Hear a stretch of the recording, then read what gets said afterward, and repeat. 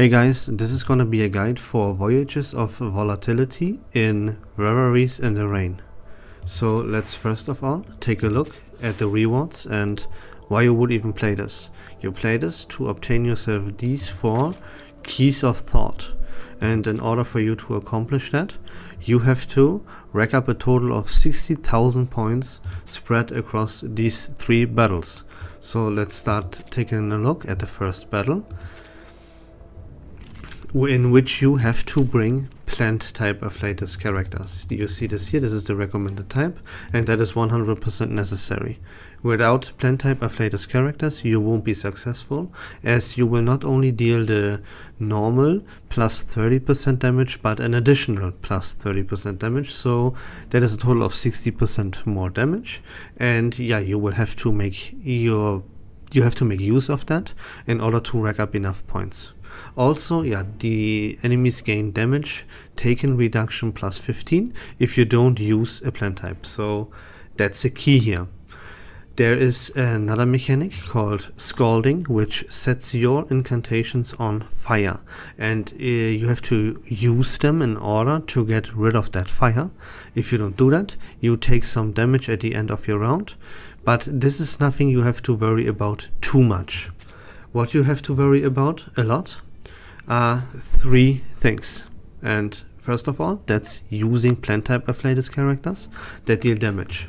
And another key factor is if you look at these enemies, you will see that when being attacked by a rank 1 incantation, the damage of that rank 1 incantation is reduced by 30%. So bring plant type afflatus characters that deal damage, and never ever use a rank 1 incantation that deals damage with them. The only rank 1 incantations you can use in this battle are the support, like debuffs, for example, or buffs for your team, like shields and heals and all that stuff, right? But you never use a rank 1 incantation that deals damage. All your incantations that deal damage, they have to be rank 2 or higher. That is very, very, very important here. It's a key thing. Don't forget about that. So those are, the 2 or 3, if you want, factors here. Bring plant type afflatus characters. Don't use rank 1 incantations that deal damage. And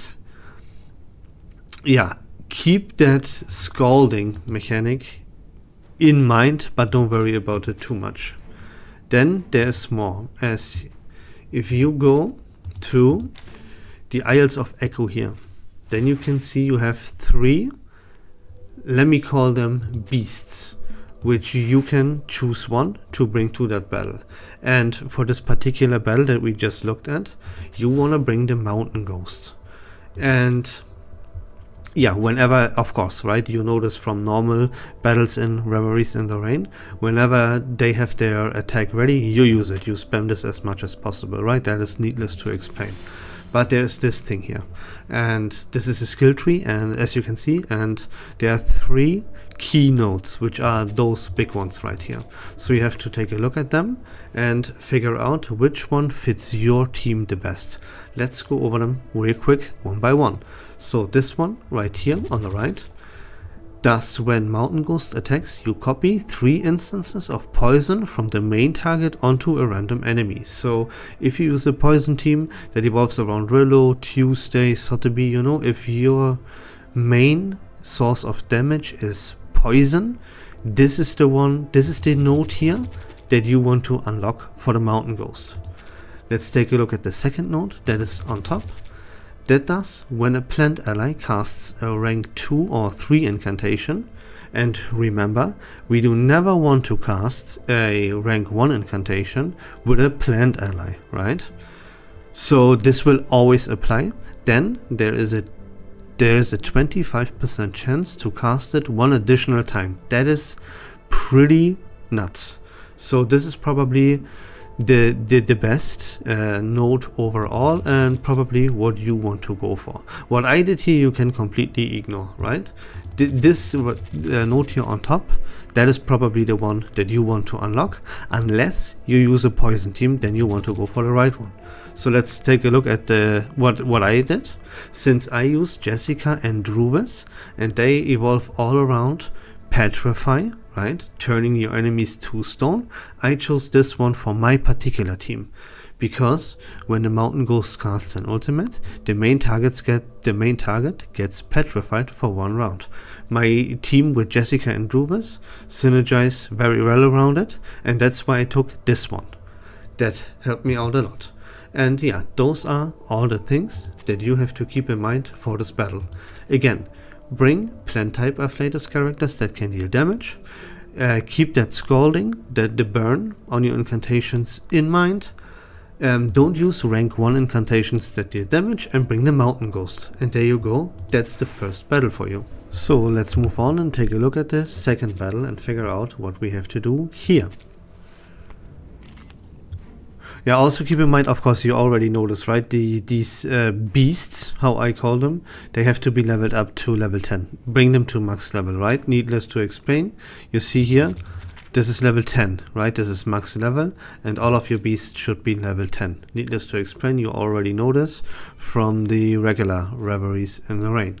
So you can see for this battle number 2 here, there's this Star Afflatus that is recommended, and that is going to be key, because again, plus 60% damage overall, and the enemies don't get that plus 15% damage reduction. So key, bring Star Afflatus characters that can deal damage. Now everything else about this battle is different though, so let's see. Yeah, one of your incantations will be frozen and you will not be able to move or cast it, right? That is alright. Nothing you have to worry about too much. There's nothing you can do against that anyways, so don't worry about it. So here, instead of not being allowed to cast a rank 1 incantation, here in this battle you are not allowed to use incantations that deal damage to multiple targets. So no mass attacks are allowed. Only incantations that deal single target damage.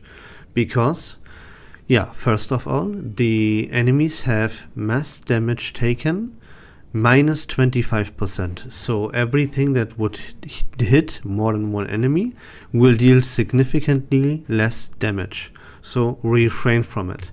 But there's another core reason why you can't use that. And that is, at the start of the round, inflict 1 stack of frostbite on a random enemy. When being attacked by a mass attack, inflict 1 stack of frostbite on a random enemy. So whenever you use a mass attack, you will gain more stacks of frostbite than you would usually already gain. So your characters will be frozen a lot more if the more mass attacks you use. So don't use them, right? Again, key is bring Star Afflatus characters that deal preferably damage, but only on one target, right? One target attack, Star Afflatus characters. And there's one more thing I haven't mentioned yet, and that is that you cannot bring Beast type Afflatus characters, because you can see here your enemies have plus 30% damage, so 60% damage in total. Increased damage against the Beast type Afflatus characters, as yeah, your enemies are from the mineral type, and you can see here the Beast type Afflatus is weak to that. So don't bring Beast type Afflatus characters.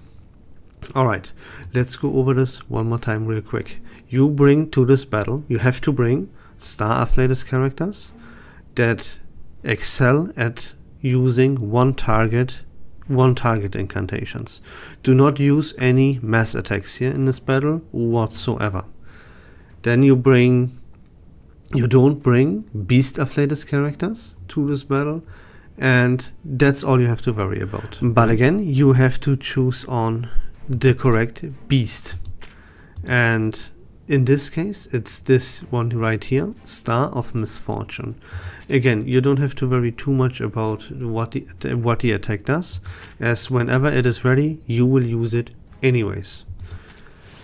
What you have to worry about are these key nodes here one more time. This one has 4 different nodes, and you will have to figure out which one of these nodes benefit your team the most. So let's go over them again in quick succession.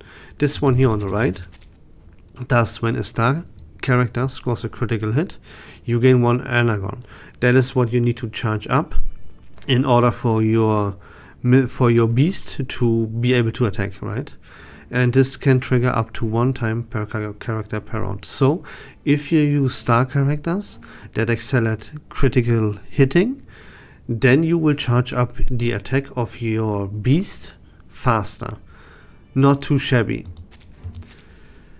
The second one, this one here on top that I unlocked, you can actually unlock 2 of those nodes, I just noticed. So keep that in mind. That is very, very beneficial. And it is important that you unlock the most beneficial 2 nodes for your specific team. This one says gain attack plus 5% for yourself after casting an ultimate and gain an Aragon. Yeah, since the star Afflatus character that I use is 37 and she excels at using her ultimate a lot, right? I chose this because every time she does so, I gain Aragon and I gain plus 5% attack. And since she is my main DPS, she excels at using her ultimate. This is the perfect node here for me and for my specific team to use. Next node, this one right here on the left, top left, says when a star ally consumes Eureka, gain 1 energon. This can trigger up to 1 round. Again, I charge the attack of my beast faster by consuming Eureka, which is exactly what my main DPS 37 does. That's why I choose this node. This node on the left here does, after a star ally performs an extra action, gain 1 energon. At the end of the round, if 2 extra actions were taken in the round, gain 1 additional energon. This is also pretty good, right? This is, yeah, for a lot of teams, this will be the actual best node. But yeah, I only use extra actions with 37 in my team, so I did not take this node. But this one is pretty strong. So yeah, you have to see what kind of team you use, how your main DPS and maybe even a sub DPS, what they do, how they act, and what they benefit from the most, and choose your nodes accordingly. And that's it for battle number 2. So yeah, let's waste no time and go straight into battle number 3. And in this one, you will have to use beast type Afflatus characters that can deal damage. That is very important, as again, plus 60% more damage. Then yeah, you don't really have to worry about these mechanics here too much, except for this one, which is incorporeal. And that is the key. That is the key mechanic here to succeed in this fight. That is something that you have to absolutely account for, because all of these enemies, they will be immune to 2 attacks, right? So yeah, hit them with something weak, and you want to use mass attacks. As you can see right here, 1 target damage taken minus 25%, but mass damage taken plus 25. And you will have to use mass attacks anyways, because you want to hit all 4 of your enemies at once. And you have to do this 2 times, so they all use immunity for the next 2 rounds, right? And only then will you be able to deal some damage to them. And that's really the key part of this battle. Yeah, they are pretty strong, they deal a significant amount of damage, and they also apply poison. But yeah, with heals and shields and stuff, you will have no problem. What you really have to be aware of is this incorporeal, as they always gain 2 stacks of it, and then they will be immune for 2 rounds for 2 attacks. So you will use 1 round to use mass attacks that hit all 4 of them and get rid of their immunity, right? Immunity. You have to use 2 mass attacks each round so they lose immunity. And then you can deal damage with your third mass attack, and they won't regain immunity next turn. So you use one turn to get rid of the immunity, and the next turn you deal the big damage, right? And this repeats itself over and over and over again. And you will also have to take care of the poison that these enemies apply to you, so you have to bring some shields and heals and whatnot, right? Standard procedure. But yeah, the key part again is bring mass attacks, be aware of the fact that they are immune to 2 attacks, and only then will they take damage. And every 2 turns, every 2 rounds, they will regain the same immunity over and over and over again. So you have to get rid of it over and over and over again. 2 attacks, right? So bring beast type of latest characters that deal mass damage, and keep in mind that your enemies will keep regaining immunity for 2 attacks. And that's it about the battle. Then you want to bring this one right here, this beast right here, called Operatic Reflection. Again, whenever the spell is ready, you use it, you spam it as much as possible. You want to max this out to max level, of course. I do not have any beast type afflatus characters that would be strong enough to accomplish this job, but I'm sure you do have them. So let's take a look. You already see 1, 2, 3, 4, 5 nodes. You will probably be able to unlock 2 or maybe even 3 here, but let's go over them real quick. So this one right here on the right, thus when another ally performs an extra action, the ally gains Moxie +1. This can trigger up to 2 times per round. So if you use beast type afflatus characters that perform extra actions, there you go. That is the node right here that you definitely want to take. When a beast, this one right here, top right, does when a beast ally attacks with an extra action, multiply this damage by 25. See again. You will be able to unlock more than just one node here, key node.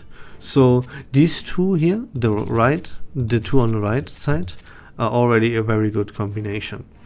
The one on top middle does when a beast ally attacks, for each stack of burn on the target, the attack gains leech rate plus, that will stack up, plus 0.5%, but that will stack up. If the attack is an extra action, gain additional leech rate plus 10. So if you use a team that evolves around beast afflatus characters and around burn, then you want to use this node.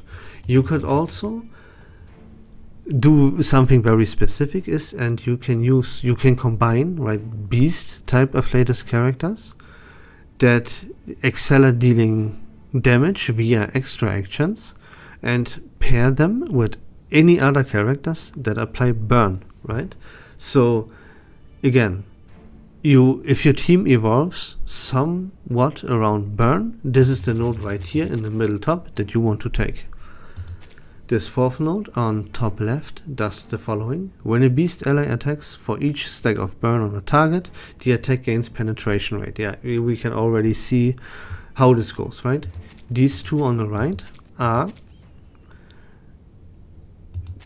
of best use if you have a team that evolves around using extra actions. These 2 on the top here, they are best used for teams that evolve around burn.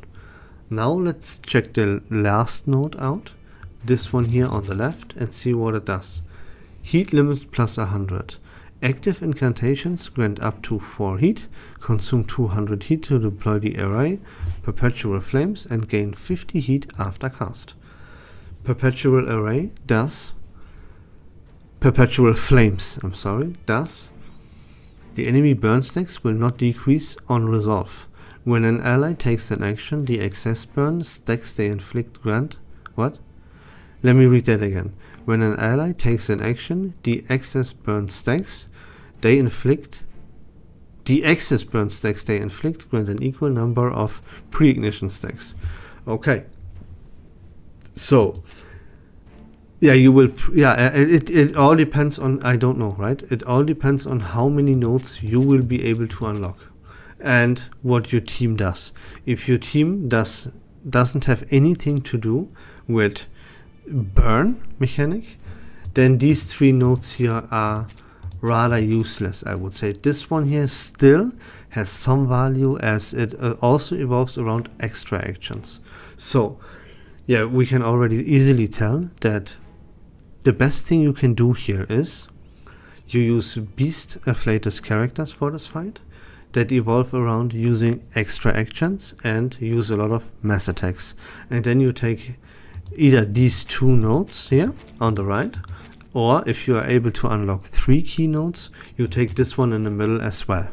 And that's about it, right? If you want to face this battle with a team that evolves around burn, you take either these 2 on the right, and in case you are able to unlock 3 nodes, you take the one on the left as well.